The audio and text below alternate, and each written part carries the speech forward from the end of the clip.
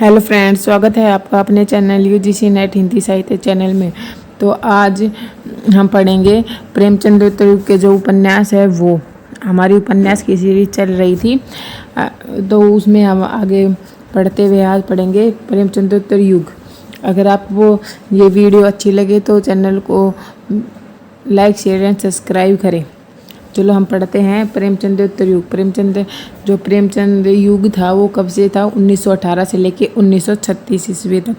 तो उसके बाद का जो समय है वो है 1936 ईस्वी से लेके वर्तमान तक। ठीक है, हम पढ़ेंगे कि प्रेमचंद युग के जो उपन्यासों का विवेचन है वो डॉक्टर नगेंद्र और डॉक्टर मधुरेश ने किया है, और उन्होंने इनको भी मतलब बांटा है।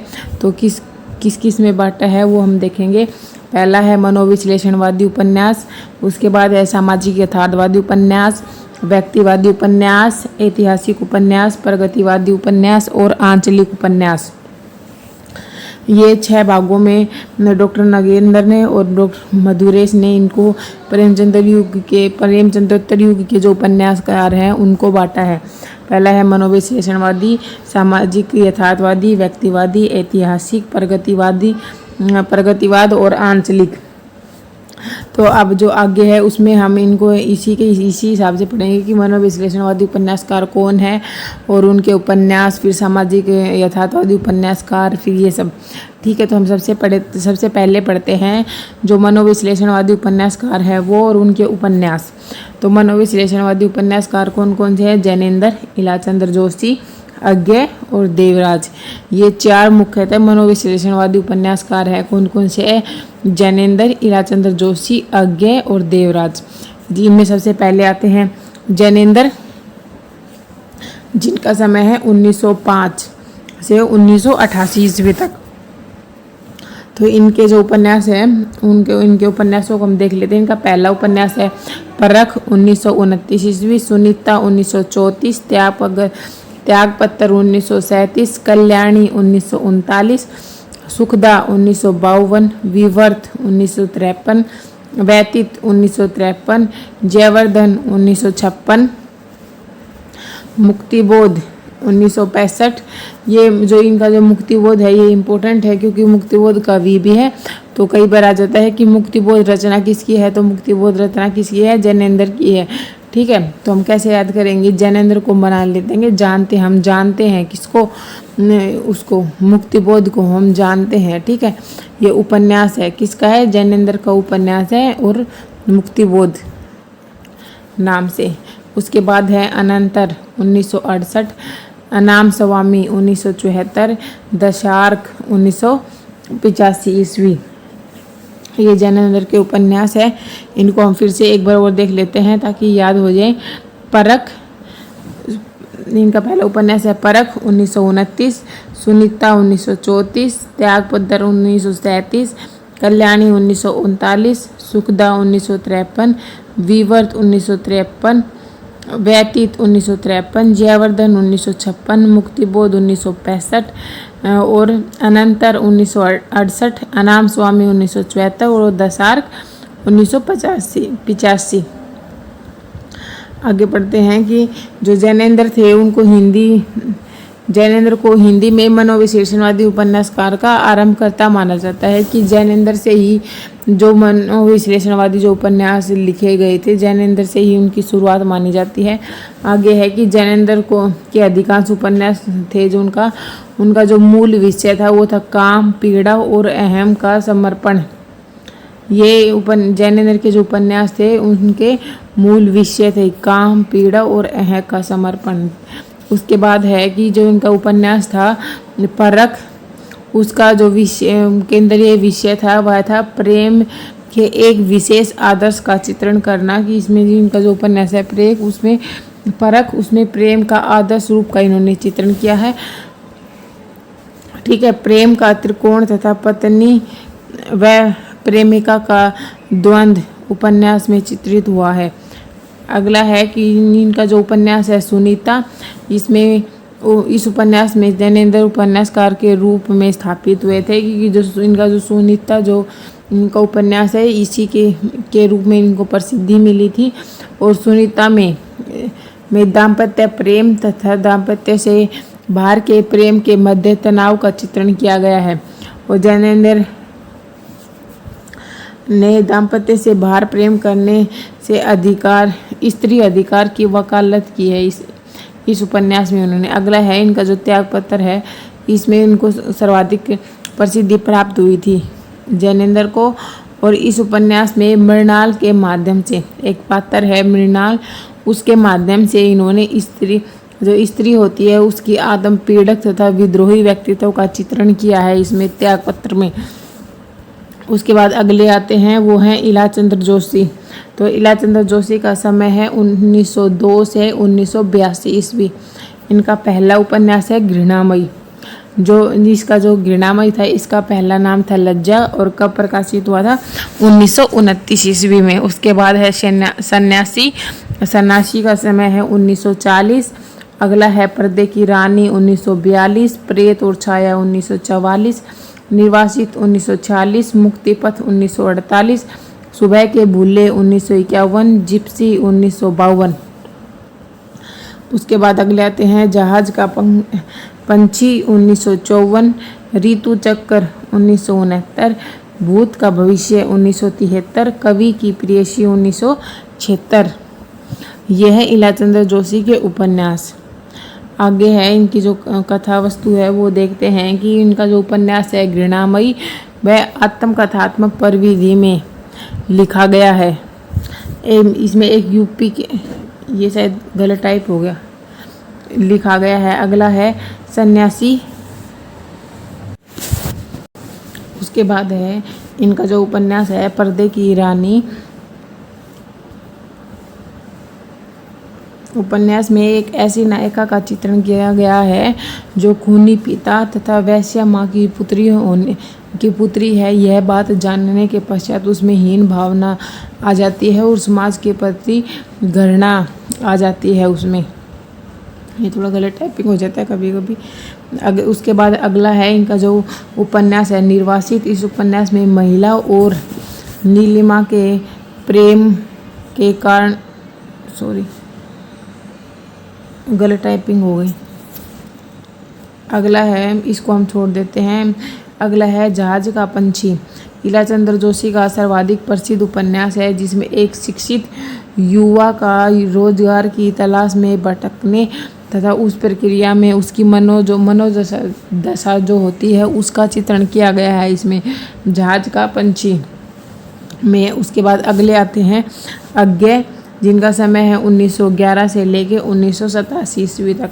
इनका पहला उपन्यास है शेखर एक जीवनी, जिसका पहला भाग तो आया था 1940 में और दूसरा भाग आया था 1944 में।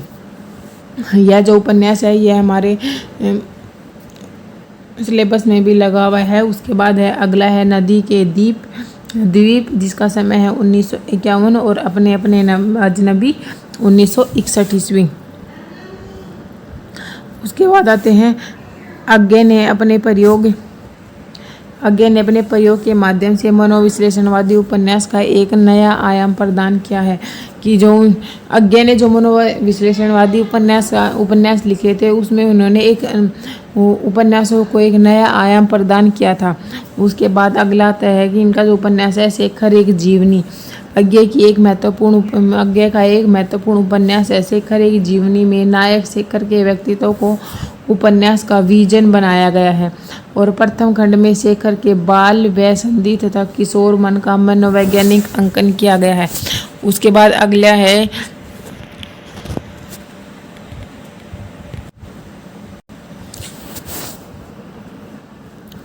अगला है कि शेखर एक जीवनी कथ्य के साथ साथ भाषा एवं शिल्प के स्तर पर भी हिंदी की परंपरा को नई दिशा प्रदान करता है। कि इनकी जो उपन्यास है शेखर एक जीवनी, वह इसकी जो कथा है उसके साथ साथ जो हिंदी परंपरा है, उपन्यास की जो परंपरा है उसमें भाषा और शिल्प के स्तर को भी एक नई दिशा देता है।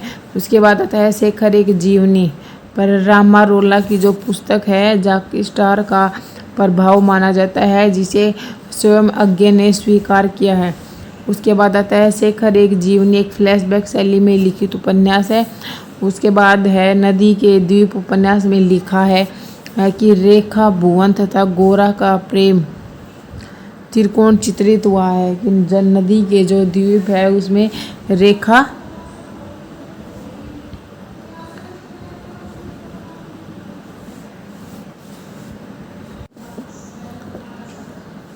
कि नदी के जो द्वीप उपन्यास है उसमें जो पात्र है वो है रेखा, भुवन तथा गोरा, इन तीनों का प्रेम दिखाया गया है।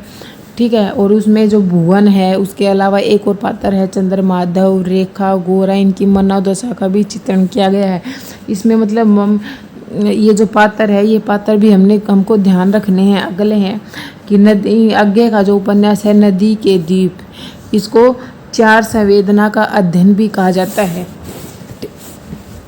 उसके बाद अगला है अपने अपने अजनबी, जो उपन्यास है इनका, उसमें अज्ञे ने योग्य तथा सेल्मा नामक पात्रों के माध्यम से जीवन, मृत्यु, वर्ण की स्वतंत्रता, आस्था आदि की से संबंधित सवालों पर विचार किया है कि जो अपने अजनबी जो उपन्यास है उसके पात्र हैं योग्य तथा सेल्मा, और इन्हीं के माध्यम से कवि ने क्या किया है, जीवन, मृत्यु और वर्ण की स्वतंत्रता, आस्था, इन सभी पर संबंधी जो सवाल थे उन पर विचार किया है। उसके बाद अगला आता है अपने अपने अजनबी में व्यक्ति की मृत्यु के पास के मृत्यु से साक्षात्कार पर्सन को उठाया गया है। अगले जो कवि उपन्यासकार है वो है देवराज, जिनका समय है 1917 से लेकर 1999 ईस्वी तक। इनका पहला है पथ की खोज 1951, बाहर भीतर 1954, रोड़े और पत्थर 1958, अजय की डायरी 1960, मैं भी और आप 1969, दोहरी आग की लपेट 1973, दूसरा सूत्र 1978। ठीक है, देवराज का समय है 1917 और 17 से लेकर 1999। उनके जो उपन्यास है वो है पथ की खोज, बाहर भीतर, रोड़े और पत्थर, अजय की डायरी, मैं भी और आप, दोहरी आग की लपेट, दूसरा सूत्र। इनकी जो कथा वस्तु है वो देख लेते हैं कि डॉक्टर देवराज का प्रथम उपन्यास जो पथ की खोज है 2 खंडों में हुआ था, 1951 ईस्वी में प्रकाशित हुआ था 2 खंडों में। और उपन्यास का केंद्रीय जो विषय है वो है प्रेम एवं विवाह, नैतिकता से संबंध। और उपन्यास में एक स्त्री या पुरुष के एक से अधिक पुरुषों तथा स्त्रियों से प्रेम करने के जो नैतिक प्रश्न है उसको उठाया गया है। यहाँ प्रश्न आएगा, टाइपिंग मिस्टेक हो जाती है, उठाया गया है। अगला आता है डॉक्टर देवराज कृत जो बाहर भीतर, इनका जो उपन्यास है उसका दूसरा संस्करण हुआ था, भीतर का घाव शीर्षक से प्रकाशित हुआ था। जो बाहर भीतर जो उपन्यास है उसका दूसरा संस्करण भीतर का घाव उपन्यास से शीर्षक से प्रकाशित हुआ था। अगला है कि अजय की डायरी डॉक्टर देवराज का सर्वाधिक चर्चित उपन्यास है और डॉक्टर गोपाल राय के अनुसार इसमें विश्वविद्यालय परिसर की पृष्ठभूमि में एक असफल वैवाहिक जीवन और मध्यवर्गीय सामाजिक नैतिक मूल्य के दबाव में प्रेम के त्रासदी अंत का चित्रण हुआ है। ठीक है, अगला है डॉक्टर देवराज के अधिकतर उपन्यास प्रेम एवं दाम्पत्य की समस्या से संबंधित है। कि अगर क्वेश्चन आ जाए कि भाई किस उपन्यासकार के उपन्यास ज़्यादातर उपन्यास प्रेम और दाम्पत्य से संबंधित है तो किसके हैं, डॉक्टर देवराज के। उसके बाद अगले हैं डॉक्टर देवराज कृत मैं और आप, इनका जो उपन्यास है, उपन्यास को स्वतंत्र उपन्यास कहने के साथ ही स्वयं लेखक ने इसे अजय की डायरी जो इनका उपन्यास है उसका अगला भाग कहा है, मैं, वे और आप उपन्यास को। ठीक है, ये है हमारे मनोविश्लेषणवादी कवि और उनके जो मनोविश्लेषणवादी उपन्यासकार वह उनके जो उपन्यास थे वो और उनकी उपन्यास की जो कथा वस्तु थी वो आज हमने पढ़ी है। अगर आपको वीडियो अच्छी लगी तो वीडियो को लाइक शेयर एंड सब्सक्राइब करें। Thank you for watching.